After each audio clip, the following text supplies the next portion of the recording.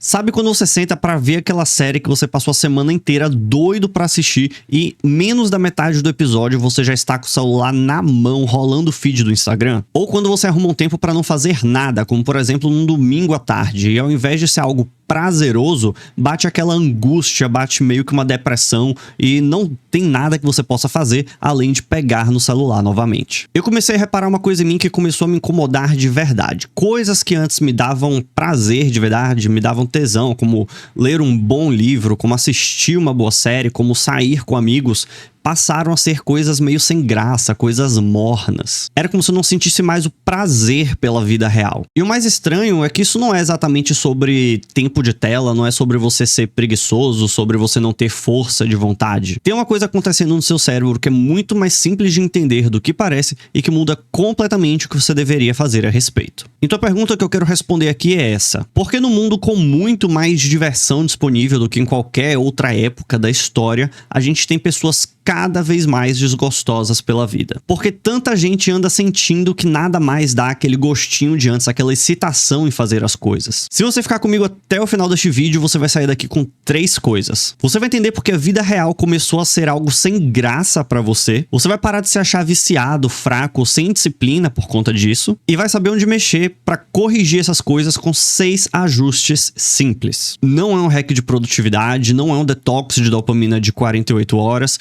e muito menos papo de coach querendo te vender a solução milagrosa para disciplina, para produtividade e afins. E se você assistir os vídeos que eu fiz sobre o celular e a disciplina, que eu tô deixando inclusive linkado aqui em cima, muitas coisas aqui vão soar familiar para você. Só que aqui a gente vai levar isso para um sistema de recompensa inteiro. E se você quer desbloquear uma versão aprimorada de você mesmo, já curte esse vídeo, compartilha com os amigos, se inscreve no canal se você ainda não for inscrito, para continuar evoluindo de verdade e não ficar com um cérebro que não sente mais prazer em fazer as coisas. Agora, antes de eu te contar os 6 hábitos, eu preciso te contar uma história de quase 100 anos atrás, porque ela vai nortear todos aqui de uma única vez. Na década de 1930, um cientista holandês chamado Nico Tinbergen, que anos depois viria a ganhar o prêmio Nobel, estava estudando o comportamento de pássaros no ninho. E ele reparou que alguns dos pássaros que ele estava estudando botavam ovos pequenos com uma coloração azul fraca, meio acinzentada,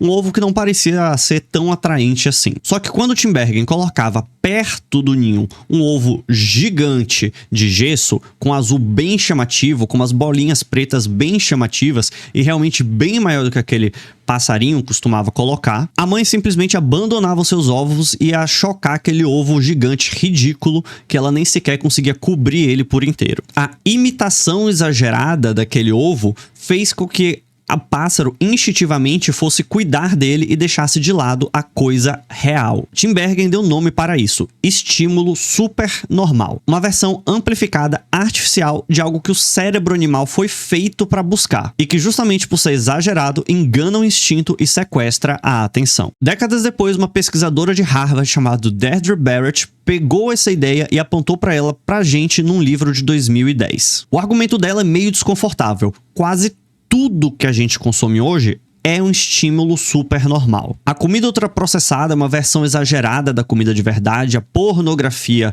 é uma versão exagerada do sexo de verdade, o feed das redes sociais são uma versão exagerada das interações humanas, e o seu cérebro, que historicamente foi calibrado num mundo de escassez, onde não se tinha interações humanas a todo instante, não tinha sexo a todo instante, as comidas também não eram assim ultraprocessadas, caiu num mundo em que você tem tudo numa versão muito exagerada a todo instante de graça. E não é só você. Segundo o IBGE, em 2024, 89% dos brasileiros acessavam a internet contra 66% em 2016. O que é algo bastante interessante, porque significa que o Brasil está evoluindo, estamos conseguindo levar a internet para áreas mais remotas, o que é bastante interessante. Mas, e quando o assunto é rede social especificamente, o brasileiro está no topo do ranking das pessoas que mais utilizam a rede social, tendo uma média de consumo de 3 horas e meia por dia, contra 2 horas e 20, que é a média global. A gente construiu em menos de uma década a vida mais super normal da história.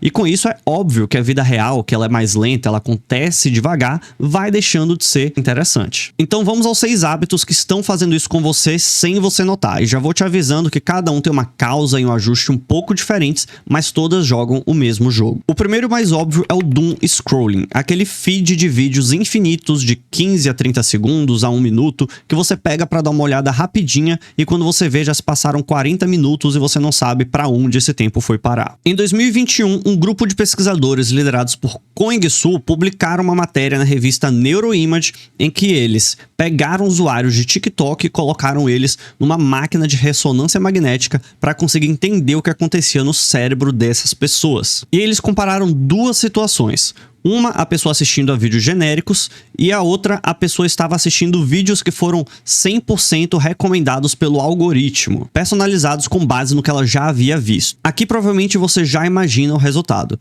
E se você imaginou que os vídeos personalizados pelo algoritmo foram o que mais mexeram com o cérebro, você acertou. Mas a questão é onde do cérebro esses vídeos mexeram. Os vídeos que o algoritmo escolheu acenderam mais atividade na área tegmental ventral, que, de uma forma bem resumida, é uma área do seu sistema de recompensa, aquela área que te faz querer mais. Ou seja, o feed feito sob medida, ele gera em você muito mais recompensa imediata do que um vídeo que até mesmo você escolheria manualmente assistir. E o que funciona para você solucionar esse problema é você criar mecanismos para que o estímulo, a vontade de pegar no celular, não exista. Então você pode tirar, por exemplo, o aplicativo de rede social da sua tela inicial, pode desativar as notificações, assim vai reduzindo aos poucos os estímulos de você pegar no celular instintivamente para checar redes sociais. A vontade inconsciente ela não vai sumir de imediato, mas ela vai reduzindo aos pouquinhos até que você consiga tomar a decisão consciente de se vai entrar na rede social ou não. O segundo hábito é dormir mal. E esse é o hábito talvez mais invisível, porque normalmente a gente não associa a noite anterior com o tédio do dia seguinte. A Nora Volkow, que é uma das maiores pesquisadoras de cérebro e vício do mundo, publicou em 2012 no Journal of Science um estudo em que eles monitoraram 20 pessoas em noites em que eles dormiam bem e em noites que passaram por privação de sono. E o que eles encontraram foi que após uma noite mal dormida, havia uma baixa nos receptores de dopamina no estriado, que é também uma parte responsável pelo sistema de recompensa. Deixa eu traduzir o que isso significa na prática. Receptor de dopamina é o que capta o sinal do prazer e motivação. Quando você dorme mal, você acorda com menos desses receptores disponíveis ao longo do dia. É como tentar ouvir músicas com fone de ouvido que tá ruim. Você até dá o play lá no seu celular, só que o sinal só chega de um lado, não chega do outro. Então fica aquele experiência horrível. Por isso que depois de uma noite mal dormida, tudo parece muito sem graça e você busca por atalhos fáceis. E é por isso que muitas vezes que você tá querendo fazer uma dieta, você decide comer doce. Por isso que muitas vezes que você estava indo na academia, parece ser algo complicado demais, aí você deixa de ir na academia pra ficar mexendo no celular o dia inteiro, porque você acaba desregulando os receptores de dopamina. E o ajuste aqui é que a gente vai ter que mexer no seu ambiente. Então a gente vai ter que adotar algumas práticas para que você possa dormir cada vez melhor. Ou seja, quando você for dormir, você vai deixar seu celular carregando longe de sua cama para evitar a tela super normal, cheio de notificações, cheio de cores ali o tempo todo, estimulando o seu cérebro. Você vai deixar de tomar café até tarde da noite, você vai tentar acordar e dormir nos mesmos horários sempre, para que você crie realmente uma rotina também para o seu horário de dormir. E com essas práticas você vai desacelerando o seu corpo quando estiver indo mais próximo da hora de dormir e assim vai ser mais fácil você pegar no sono e ter uma noite realmente reparadora. Outra dica muito boa também é você ler um bom livro de fantasia ou então um bom livro de romance, um livro que seja realmente de seu interesse, mas que não seja um conteúdo pesado de ciência, de desenvolvimento pessoal. Realmente uma historinha para você ler ali, uma história de conforto, que aí vai te ajudar também a desacelerar bastante na hora de dormir. O terceiro hábito é a comida ultraprocessada. E esse é o hábito no sentido mais literal da palavra super normal. Em 2010, 2 pesquisadores, Paul Johnson e Paul Kane, publicaram um estudo na Nature Neuroscience, que ficou famoso. Eles deram a ratos acesso livre ao que eles chamam de dieta de cafeteria. Aquela comida industrializada, cheia de gordura, cheia de açúcar, que é hiper palatável. E o que aconteceu no cérebro desses ratos foi o seguinte: o nível de dopamina simplesmente despencou do mesmo jeito em cérebros de ratos viciados em cocaína. E eles passaram a comer de forma compulsiva. Tanto que até mesmo quando os pesquisadores davam leves choques neles para que eles entenderem que o hábito de comer aquela comida ultraprocessada vinha seguido de um hábito ruim, eles simplesmente não paravam. Repara no que está acontecendo. A comida exagerada foi baixando o sistema de recompensa. E aí o rato precisava de cada vez mais daquilo para realmente se sentir satisfeito, enquanto isso, a comida comum ia sendo deixada de lado. E o ajuste aqui é exatamente o que eu falei no vídeo de disciplina. Não adianta você lutar contra a força de vontade se todo dia, quando você passa na sua sala, tem um pote de biscoito amanteigado em cima de sua mesa. O ajuste que você deve fazer é no momento que você vai ao mercado. Ao invés de comprar esses produtos que são ultraprocessados, que te dão muito prazer imediato, você simplesmente não vai comprar. Assim você não tem que resistir ao fato de, ai meu Deus, eu tô fazendo uma dieta aqui, mas tem um sorvete tão gostoso na geladeira, mas tem um biscoito recheado tão gostoso lá na minha despensa, mas eu tenho que me segurar para não comer. Se você simplesmente não comprar isso no mercado, você não vai ter esse impulso, esse estímulo de ter que ficar se controlando para não comer aquilo. O ajuste é no carrinho do mercado, não na geladeira à meia-noite. O quarto hábito é o mais contraintuitivo da lista e também o meu preferido, que é nunca deixar o cérebro entediado. A gente aprendeu a tratar o tédio como um inimigo, uma coisa que deve ser eliminada na primeira oportunidade. E aí, por conta disso, a gente não consegue ficar um segundo numa fila esperando, pegando o elevador, então no sinal vermelho, que o celular já vai automaticamente para as nossas mãos. Existe um estudo de 2014 da Science pelo Timothy Wilson que mostra como a gente realmente é muito péssimo em ficar apenas com os nossos pensamentos. Eles colocaram pessoas para ficarem numa sala vazia de 6 a 15 minutos apenas com seus pensamentos. Obviamente que a maioria detestou. Só que aí que vem a parte estranha deste experimento, porque em uma das versões, os participantes tinham a possibilidade de se darem um choque em si mesmo. E ao se dar esse choque, você não era liberado para sair da sala. Você tinha que continuar cumprindo ali com os 15 minutos. E mesmo assim, 67% dos candidatos preferiram se dar choques só para ter algo acontecendo ao invés de nada. A leitura que eu faço é que quando a gente preenche todo o microtédio com estímulo super normal, o nosso cérebro ele nunca volta a como ele era antes, ele não recalibra. É como manter seu paladar viciado em açúcar. Chega uma hora que as comidas realmente deixam de ter gosto. E o ajuste é você se forçar a ter tédio no seu dia. E não é meditar 1 hora por dia, é algo bem mais simples do que isso. É você deixar a fila que você estava pegando realmente ser uma fila, a caminhada que você faz realmente ser uma caminhada, sem música, sem podcast, sem audiobooks. Quando for pegar o elevador, não ficar mexendo no celular. É deixar o cérebro sentir o baixo estímulo de novo, sentir o tédio de novo, para ele reaprender a gostar do tédio. O quinto hábito é a gratificação instantânea. Essa é a vida que a gente construiu, em que tudo chega exatamente na hora que a gente quer, sem esforço nenhum. É a comida no aplicativo, é a compra em um clique, é receber resposta na hora, é ler um resumo ao invés de ler um livro inteiro. E aqui eu preciso desmontar uma confusão que existe a respeito da dopamina. Por muito tempo a gente chamou a dopamina de molécula do prazer. Só que com o passar do tempo e com o avanço dos estudos, com destaque para os estudos de John Salamone e Marcet Correa, a gente viu que as coisas não são bem assim. A dopamina, ela não é sobre o prazer de ter, é sobre a vontade de correr atrás. É o que te dá a disposição para pagar o custo, é o que te dá aquele tesão para você correr atrás realmente e conquistar algo, para você fazer o esforço de receber a recompensa. Quando os pesquisadores reduziam a dopamina em animais, eles não deixavam de gostar de comer, eles não deixavam de gostar da comida.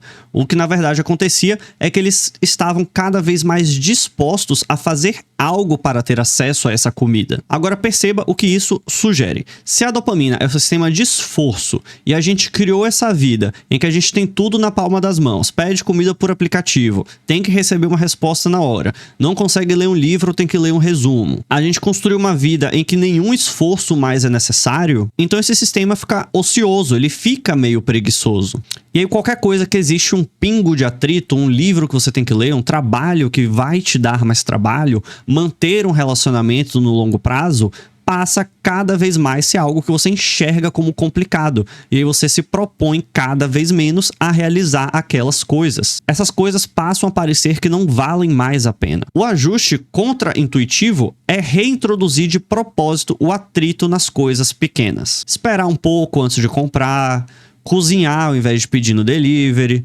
ler realmente um capítulo inteiro ao invés de um resumo do capítulo. Não porque sofrer é uma virtude, mas porque você vai dar a chance ao seu sistema de recompensa de fazer o que ele foi feito para fazer. Querer, buscar e sentir satisfação por ter conquistado algo. E a gente chega ao sexto e último hábito que quase ninguém tem coragem de colocar numa lista dessas, que é pornografia. Ela é talvez o estímulo supernormal mais puro que existe. Uma novidade sexual infinita, sob demanda, sem nenhum dos custos e do esforço que o sexo realmente exige. E existe um estudo de 2014, que eu vou precisar de minha colinha, publicada na JAMA Psychiatry, feita pela Simone Kahn e pelo Jürgen Galinet, que investigou isso. Eles escanearam o cérebro de 64 homens e cruzaram sobre quantas vezes eles assistiam a conteúdos pornográficos. O que encontraram foram que quanto maior o consumo, menor era a quantidade de massa cinzenta numa parte do estriado, menor era a ativação de estímulos sexuais e menor era a conexão dessa região com o córtex pré-frontal. A interpretação da pesquisadora foi a de sempre. Parece que quem mais consome parece precisar cada vez mais de estímulos maiores para atingir o mesmo nível de recompensa. O que significa que o prazer que você atingia antes, ele passa a ser cada vez mais difícil de alcançar. E aí você passa a assistir conteúdos que muitas vezes mais longos ou então mais pesados ou até mesmo mais violentos para conseguir ter aquele mesmo prazer de quando você começou a assistir ou até mesmo de quando você nem sequer assistia a este tipo de conteúdo. E para você evitar de cair nesse ciclo de assistir esse tipo de conteúdo e piorar a sua libido, piorar o prazer que você sente com relações sexuais, piorar o prazer que você pode ter do consumo da pornografia, porque o consumo em si não é um problema, eu vou falar sobre isso já já, mas é muito importante que você module o ambiente em que você está assistindo esse conteúdo. Ou seja, você nunca vai assistir esse conteúdo buscando um prazer imediato, você vai realmente modular esse comportamento seu de modo que você tire ele de perto de você, que você não tenha fácil acesso.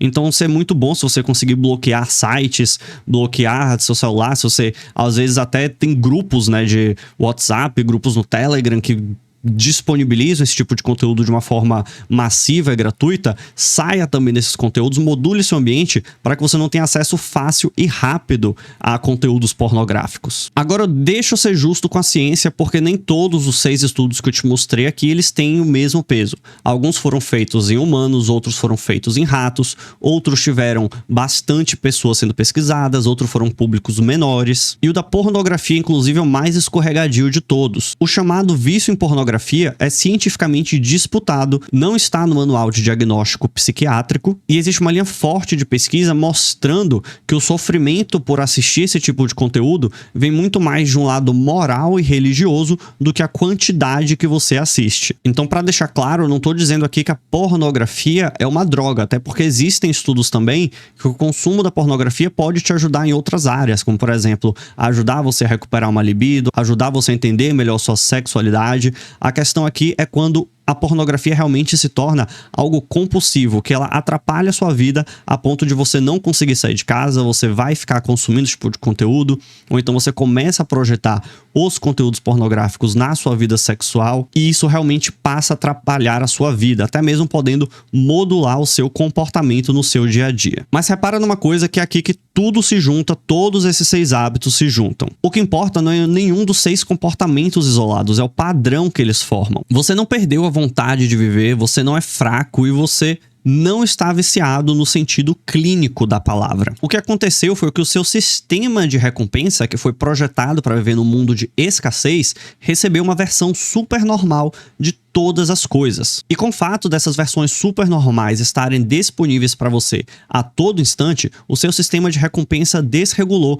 a régua foi lá para cima e cada vez mais você precisa de estímulos cada vez mais super normais para atingir uma mesma quantidade de prazer. A vida real, ela não mudou, o que mudou foi a régua de comparação que você tinha. E é por isso que a solução não é a que todo mundo te vende. Não é você apertar mais a sua força de vontade, não é você fazer cada vez mais detox de dopamina, não é você acordar 4 horas da manhã, não é você passar por um sofrimento. A saída não está em você brigar com seus comportamentos, a saída está em você modular o seu ambiente para você conseguir evitar determinados tipos de comportamento, determinados tipos de situações. Em outras palavras, é você tirar o estímulo super normal antes mesmo que ele chegue até você, e assim reintroduzir o esforço e o tédio de propósito para que seu sistema de recompensa volte a enxergar prazer nas coisas normais. Agora, fazendo minha meia-culpa, é óbvio que ainda tem dias que eu falho em alguns desses pontos. Ainda tem semana que eu durmo mal, ainda tem semana que eu como mal, tem semana que eu realmente acordo e ao invés de ler meu livro eu vou direto pro celular e com isso perco algum tempo dos meus dias,